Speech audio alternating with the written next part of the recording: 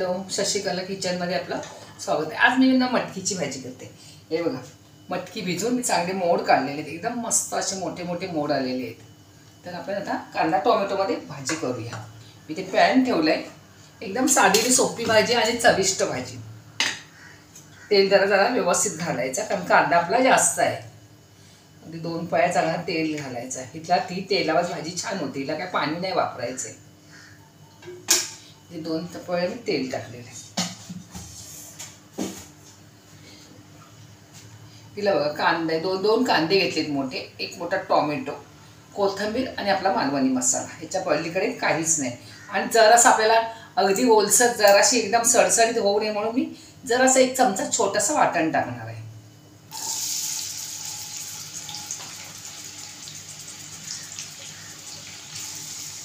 मस्त अशी चांगली कांदा चांगला परतून घ्यायचा। फुलच गॅस ठेवलाय सध्या। कांदा आपला चांगला लाल झाला पाहिजे। कांदा लाल झाल्याशिवाय आपल्याला टोमॅटो टाकायचा नाही, कारण कांद्याचा लाल व्हायचा प्रोसिजर बंद होतो, म्हणून आपण टोमॅटो नंतर टाकायचं आहे। तर मी माझं हे वाटण थोडंसं टाकणार आहे, अगदी किंचित, म्हणजे त्याला स्वाद पण छान येतो आणि थोडीशी ओलसर वाटते। अगदी किंचित 1 चमचा बरंच टाकणार आहे।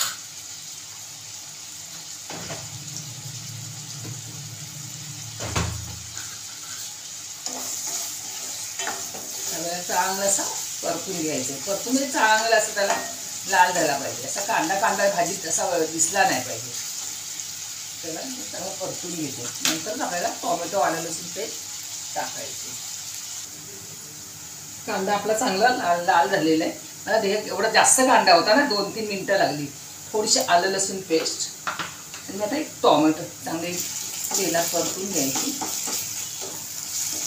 मी एक टोमॅटो टाकते आता। टोमॅटो चांगला मोठा एक मी घेतलेला आहे। गॅस मी कमी करते। टोमॅटो चांगला नरम व्हावा म्हणून मी आताच मीठ टाकून घेते। जेवढा लागेल तेवढा मी आताच मीठ टाकणार आहे, नंतर टाकणार नाही।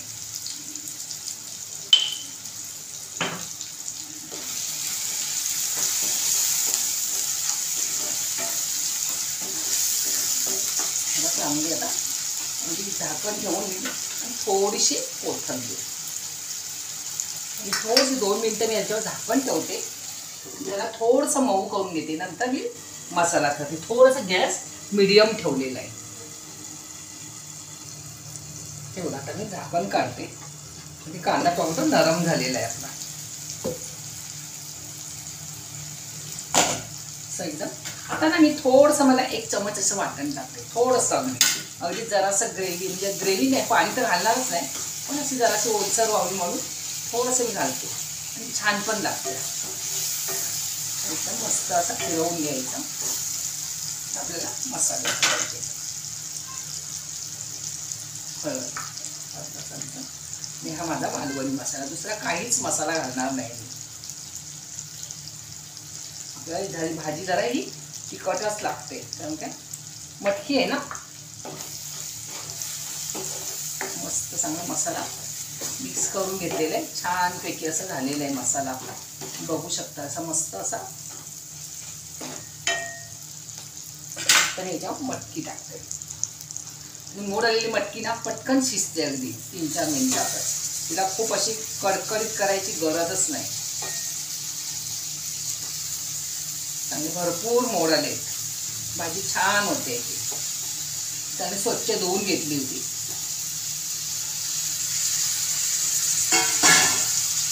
चांगले मिक्स करायचे।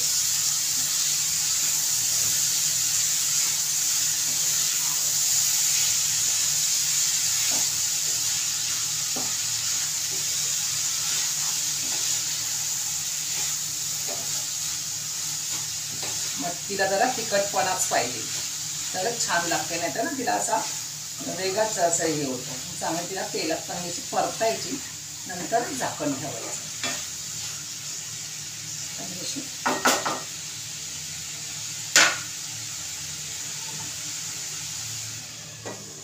अगदी 2-3 मिनिटं चांगली शिजवून घेते, बघते किती लागतात मिनिटं ते। तर आता खोलून बघूया आपण भाजी।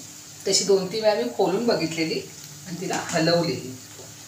आपल्याला मस्त अशी मटकीची भाजी, पाणी अजिबात वापरलेलं नाही मी.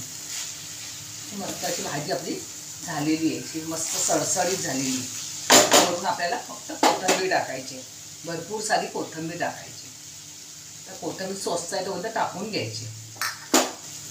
आणि ह्या भाजीला कोथिंबीर खाताना वरून फरसाण खूप छान लागतं.